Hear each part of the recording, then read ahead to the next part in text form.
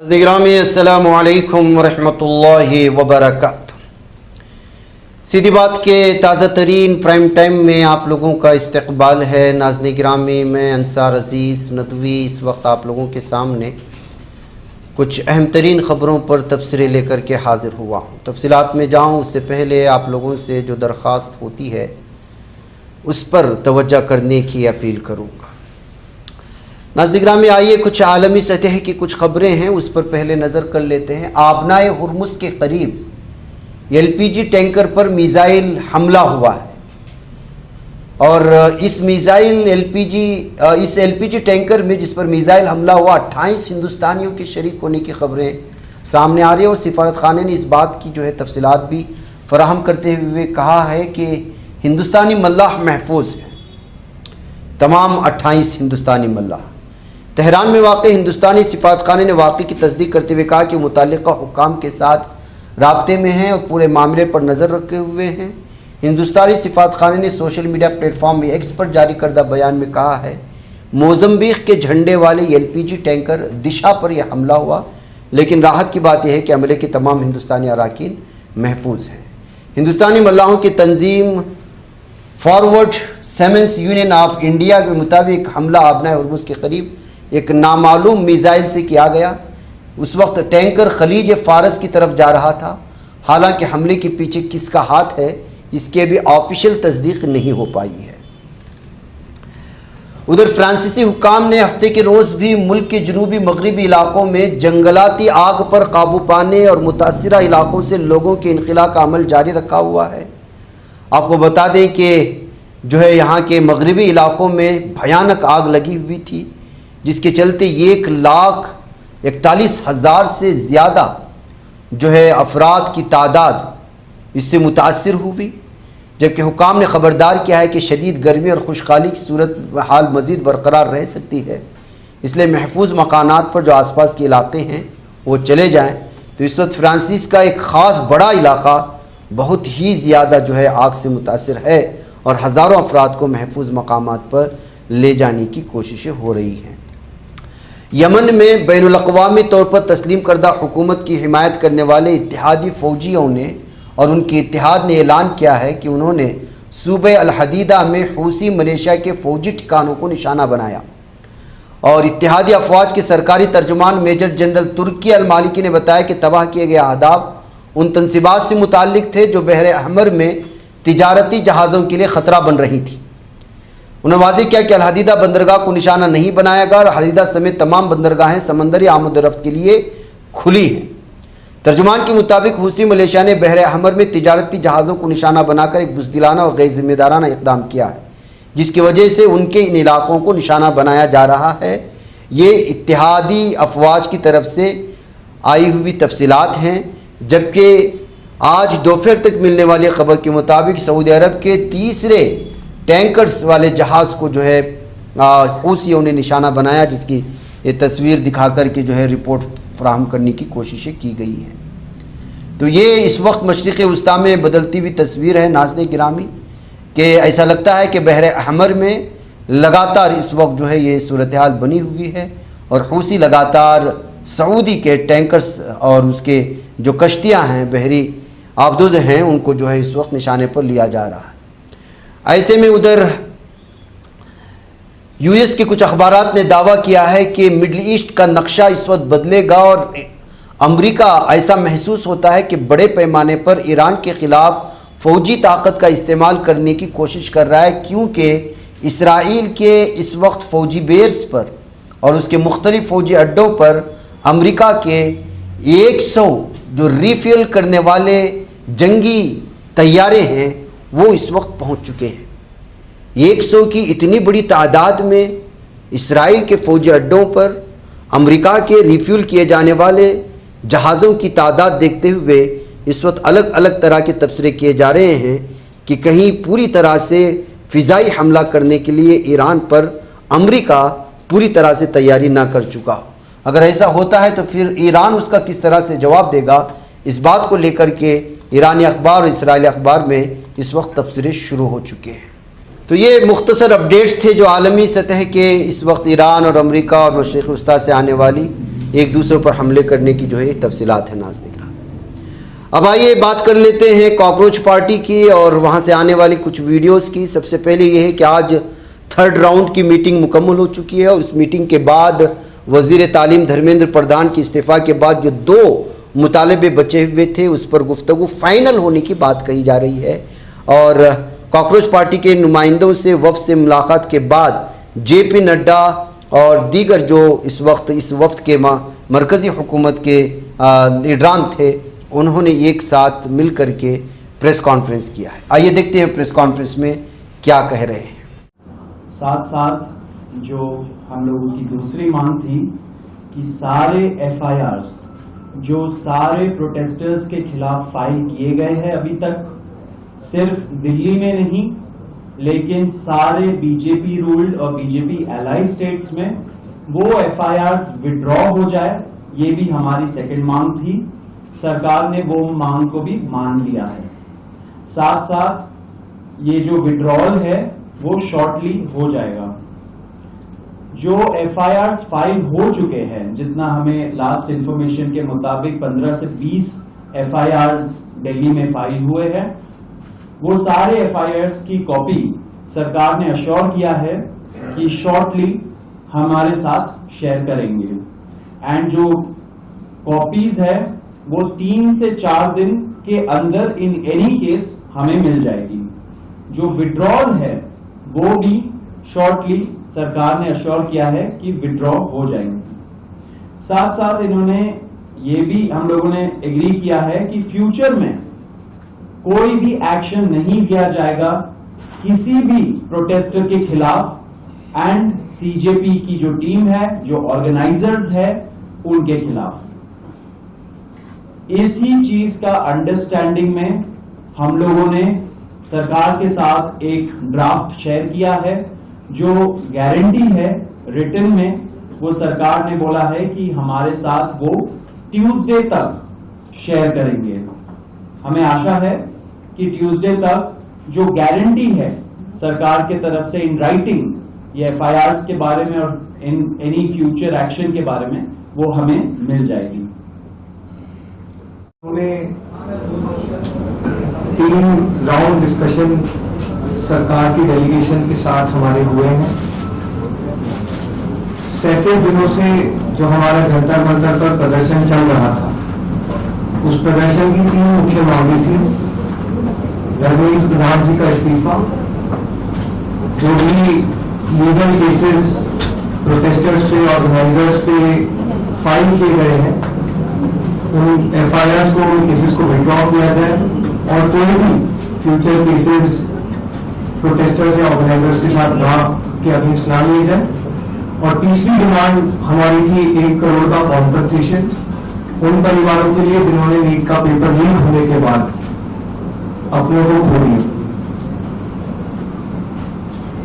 आज अभी कुछ देर पहले धर्मेंद्र प्रधान जी ने इस्तीफा दे दिया है, जिसका मतलब हमारी पहली मांग, जो इस पूरी प्रोटेस्ट की पहले दिन से मांग की, 6 जून को जब हम पहली बार जंतर मंतर आए थे, तो धर्मेंद्र प्रधान जी ने इस्तीफा दे दिया है, जिसका मतलब है कि हमारी पहली मांग जो है मान ली गई है।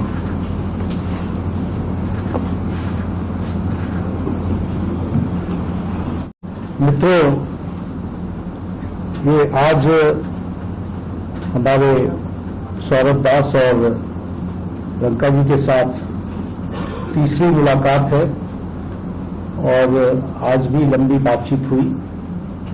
ये आज एक रिटन मसौदा लेकर के आए थे, जिसमें उन्होंने एजुकेशन में चल रहे केसेस के बारे में 4 पॉइंट्स दिए थे और उसके साथ साथ जो बाकी 2 डिमांड्स थी, रिटेलिएटरी मेजर्स न लिए जाए, कंपनसेशन दिया जाए और इनके 5 पॉइंट चार्टर को कंसिडर किया जाए, उस पर डिटेल में चर्चा हुई।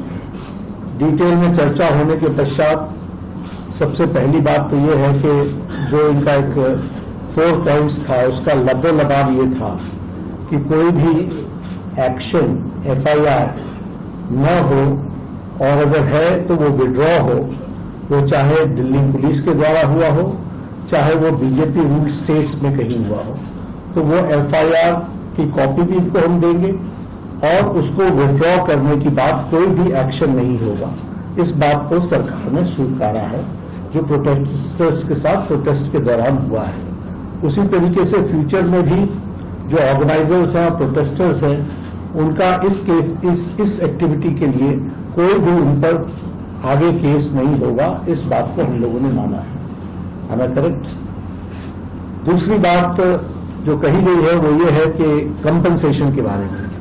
तो कंपनसेशन के बारे में सरकार ने बड़े स्पष्ट शब्दों में कहा है, हमारी भी सहानुभूति है, जान किसी बच्चे की जाए और उसके प्रति हम भी सहानुभूति रखते हैं। और सरकार, प्रधानमंत्री मोदी जी अत्यंत सहानुभूति के साथ हम सब लोगों ने कहा है कि honourable compensation according to the rules and regulations whatever maximum will be possible that will be given to them.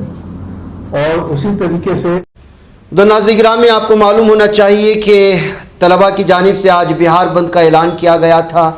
वहाँ से आने वाली खबरों के मुताबिक समस्तीपुर सिवान में आज ट्रैफिक निज़ाम मुतासिर रहा। पटना समेत पूरी रियासत में सिक्योरिटी के सख्त इंतजामात किए गए थे। बहुत सारे इलाकों में आज आगजनी का भी मामला पेश आया हुआ है, लेकिन वहाँ पर चूंकि इंटरनेट वगैरह फ़िलहाल के लिए बंद कर दिया गया है, सूरत हाल मुमकिन है कि जो है वहाँ पेश आने वाले आगजनी और दीगर मुख्तलिफ़ किस्म के वारदात और वाक़यात और सानियात की वीडियोस कल निकल कर के सामने आए, जब वहाँ पर इंटरनेट पर जो मौजूद पाबंदी है वो ख़त्म की जाए।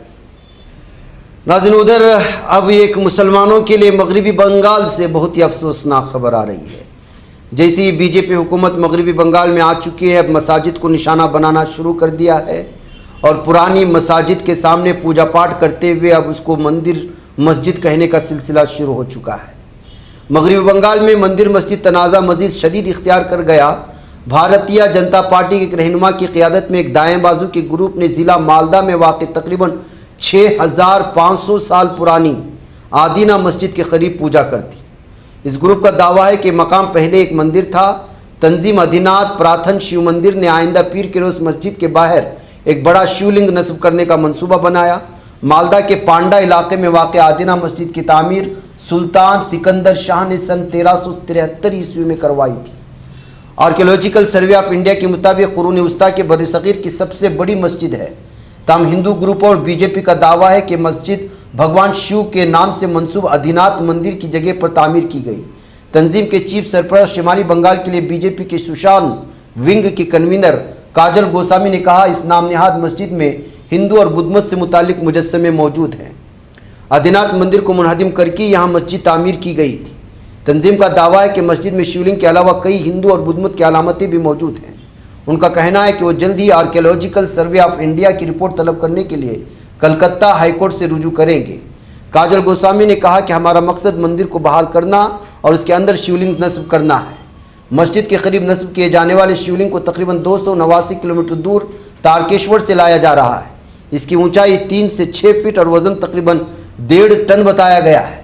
मस्जिद का हम कानून की मुकम्मल पाबंदी करेंगे। हम किसी भी किस्म के अमन अमान की खराबी नहीं चाहते। तो देखिए नाज़रीन, बीजेपी बंगाल में आई, मस्जिदों पर कब्जा करना शुरू हो गया। उधर नाज़रीन में बेंगलुरु के कर्नाटक हाईकोर्ट का एक अजीबोगरीब आज फैसला सामने आया है, बिलखुसूस मुसलमानों को लेकर के। कर्नाटक हाईकोर्ट ने एक अहम फैसले में करार दिया है कि अगर किसी मुस्लिम शख्स की पहली शादी बरकरार हो तो स्पेशल मैरिज एक्ट के तहत दूसरी शादी नहीं कर सकता। ऐसी शादी कानूनन बातिल है, वाइड समझी जाएगी। जस्टिस सचिन शंकर मगाडम ने अपने फैसले में कहा, अगरचे मुस्लिम पर्सनल लॉ मर्द को एक से ज़्यादा शादियां करने की इजाज़त देता है, लेकिन ये इजाज़त सिर्फ उस वक्त है जब शादियां मुस्लिम पर्सनल लॉ के तहत की जाएं। अगर कोई शख्स अपनी मर्जी से स्पेशल मैरिज एक्ट के तहत शादी करता है तो उस पर इसी कानून की तमाम शराइत लागू होंगी, ना कि पर्सनल लॉ की। यानी कि आपको जो इस वक्त एक्ट चल रहा है उसके मुताबिक आपको कोई सर्टिफिकेट, मैरिज सर्टिफिकेट नहीं मिलेगी, जो स्पेशल मैरिज सर्टिफिकेट नया बिल लाया गया है। आइए नाज़रीन, जंतर मंतर से आने वाली कुछ और तस्वीरें और वीडियोस हम लोग देख लें। इस वक्त सबसे पहले दीपके के वालिदैन ने, आज दीपके ने जो कुर्बानी दी और जो कॉकरोच जनता पार्टी के फाउंडर भी कहा जा सकता है उनको, उनके वालिदैन ने प्रधान के आज इस्तीफे के बाद किस तरह से खुशी का इजहार किया। आपको मालूम होना चाहिए कि दीपके का ताल्लुक महाराष्ट्र से है और वो मराठी हैं। आप सुन लें। फेकण्यात आली नाही तिथे त्याला झोपावं लागलं मच्छरामध्ये याच्यामध्ये। आज त्याचा एवढा मोठा विजय झाला, खूप मोठे विजय झाला। तुमच्या डोळ्यात अश्रू आले? हो, आनंद अश्रू आहेत त्याचे। माझ्या लेकराचा आज विजय झाला, त्याला टायफॉइड झाला, सगळ्या याच्यातनं आज त्यांनी हे केलं, विजय मिळून आणला। रात्रभर झोपा नव्हत्या आम्हाला, 3-3 पर्यंत पहाटच्या झोपा येत नव्हत्या। लेकराचं काय होतंय काही नाही, एवढं आम्ही परेशान होतो। आज खूप छान वाटायला लागले। लेकाच्या कष्टाचं चीज झालं, चीज झालं, त्याच्या कष्टाचं चीज झालं। 2.5 महिने झाले ना, त्याला झोप सुद्धा नाही, काहीच नाही। जसा तो गोष्टून आलेला आहे 6 जूनपासून, तसा तो याच्यामध्ये होता, आज टेन्शन मध्ये होता। आज एकदम मोकळा झाला तो। दिसतोय आणि डोळ्यात अश्रू पण आहे।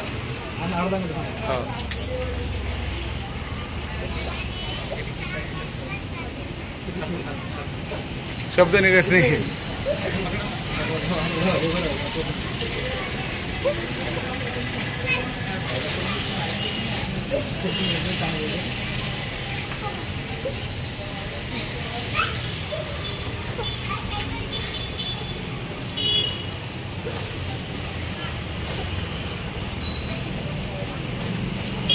आनंदाचे अश्रू जाते।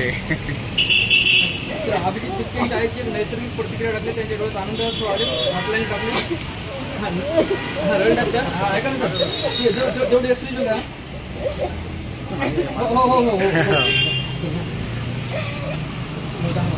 खूप काढावं लागले आम्हाला हे अनुभव। खूप एक तर बीपी लो झाला, त्या दिवशी 100च बीपी झाला होता यांचा।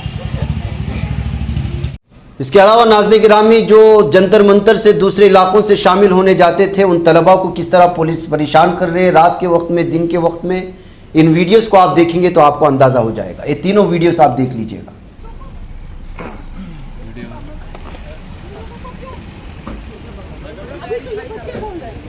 ये प्रोटेस्ट में गए थे, प्रोटेस्ट में जाना तो संवैधानिक अधिकार है। आप पूरा जंतर मंतर को डिटेन करेंगे क्या? हम पकड़े नहीं है। हाँ। पूछताछ करते आप थोड़ा हेलो भाई साहब, पत्रकार है, रिपोर्टर है। ये देखिए वीडियो बनाओ, ये देखिए। हाँ वीडियो बनाओ। हाँ क्या दिक्कत है? छोड़िए, आप बच्चों को छोड़िए। अरेस्ट थोड़ी करे इसको। तभी लेके जा रहे थे सर। पूरा बात में सुनिए मैडम, अभी हम आपको न्यूज बनानी है या पहले बात सुनोगे हमारी? न्यूज बनानी है आपको। न्यूज बनानी तो बनाते रहो ऐसे ही। हम बता रहे हैं, क्लैरिफाई कर रहे हैं। पहले पूछ, जो आप कह रहे हो सुन तो लीजिए पहले। हाँ बताइए। आप बता रहे हैं, सुनिए। ऐसा है, हम रात में 3-4 लड़के हैं, ऑटो में आ रहे हैं, वेरीफाई कर रहे हैं कहाँ से आरोप। आप गाड़ी में बैठा कर वेरीफाई कीजिएगा। चोर उचक्कों के जैसा, ये चोर उचक्के हैं। मैडम रात में 12 बजे घूम रहे हैं, कुछ रात में 1 बजे घूम रहे हैं, मैं गाड़ी में बैठा 1 बजे रात में कोई ऑटो में घूम रहा है, 5 बजे क्या अभी तो एक नहीं बज रहा, 12:30 हो रहा है। पूरा जंतर मंतर भरा हुआ। दिल्ली से हम भी आ रहे हैं, चलिए मुझे भी ले चलिए, ले चलिए, मैं भी आ रही हूँ। ये पत्रकार है, ये भी, ये मैं इन लोगों के पीछे फॉलो की हूँ गाड़ी को। मैं गाड़ी को लगातार फॉलो की। हम लोग प्रोटेस्ट से आ रहे थे और हमारा फोटो लिया हुआ है। अभी हम ये लोग हमें पुलिस स्टेशन में लेके क्या हम लोग प्रोटेस्ट से आ रहे थे। अच्छा, कहाँ पे से तुम लोग आ रहे हो? हम लोगों ने बताया कि कहाँ पे हम लोग प्रोटेस्ट से आ रहे हैं। तो मैंने पूछा भी गाड़ी में वहाँ पे, मतलब हम गाड़ी वहाँ आगे थी, वहाँ हम लोग कह रहे हैं कि अंदर क्या सर, क्या मैं पत्रकार हूँ, मैं पूछ रहा हूँ ना, क्यों कर रहे हैं? ये देखिए प्रेस क्लब ऑफ इंडिया, पत्रकार है। क्या चल रहा है यहाँ पे? कौन 4 लड़के हैं? प्रोटेस्ट चल रहा है जंतर मंतर पे, गिरफ्तार कर रहे हैं यहाँ पर। मोबाइल तो रखे, मोबाइल तो रखे। हमारे इनसे जब मैंने बोला कि आप क्यों अरेस्ट कर रहे हैं, तो ये हमें कह रहे हैं कि ये पूरी तानाशाही चल रही है जामिया के पास। देखिए यहाँ पे इस तरह की तानाशाही चल रही है। फोटो खींचा, ये अब हम लोग के पास वीडियो है सर, वीडियो है। प्रदीप कुमार है, सर का नाम यहाँ पे, सर का नाम गाड़ी में बैठा कर ले जा रहे, ऐसे नहीं बैठा सकते। हम लोगों ने जामिया साथ यहाँ पर अरे भाई प्रोटेस्ट पूरी दुनिया जा रही है, पूरी दुनिया जा रही है, पूरी दुनिया जा रही है। अगर आज नाम नहीं आती तो ये हम लोगों को ऐसे ही लेके चले जाते।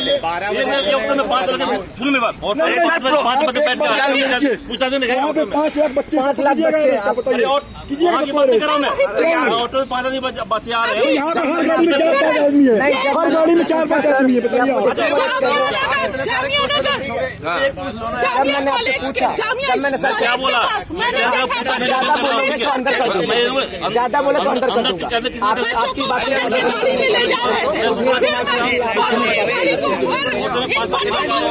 बच्चों को छोड़वाइए।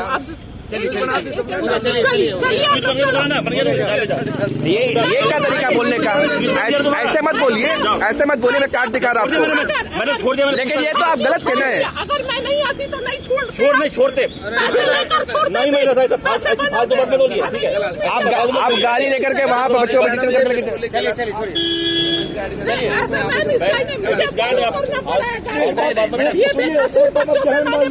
चलिए हम जाएंगे कोर्ट में और आपके ऊपर FIR करेंगे। ठीक है, चलिए ना, चलिए भाई, जाइए। रिक्वेस्ट है भाई,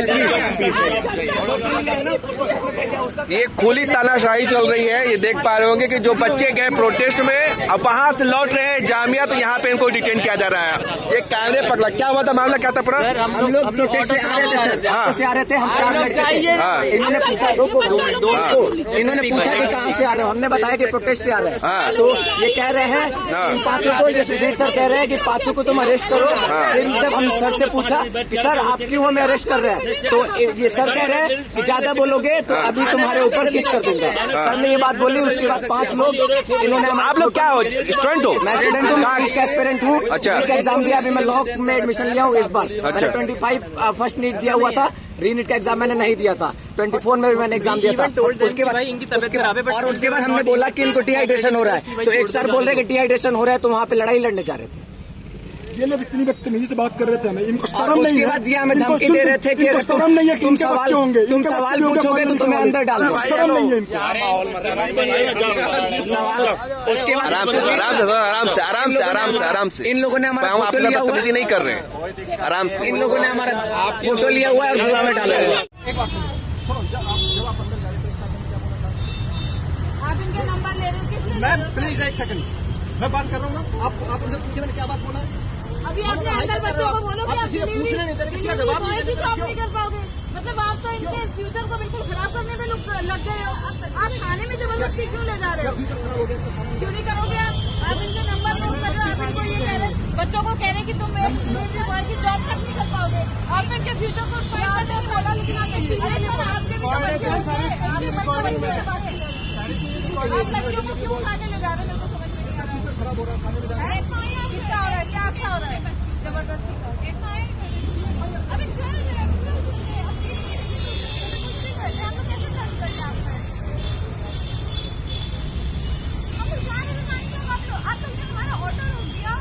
ऑटो में थे आप लोग? हाँ, ऑटो में थे, सारी गाड़ियाँ जा रही हैं। सर कौन सा रास्ते से ऑटो जा रहा है, हमें नहीं पता ऑटो वाला हमें किधर से लेके जा रहा है। तो वो चीज हम बता रहे हैं, हमें नहीं पता, आप उनको बोलो ना, क्यों घुमा के लेके जाएंगे? ऑटो वाला ले जा रहे हैं, ऑटो वाला कहीं से भी ले जा रहे, गलती बच्चों की है, बच्चे जा रहे हैं ऑटो में।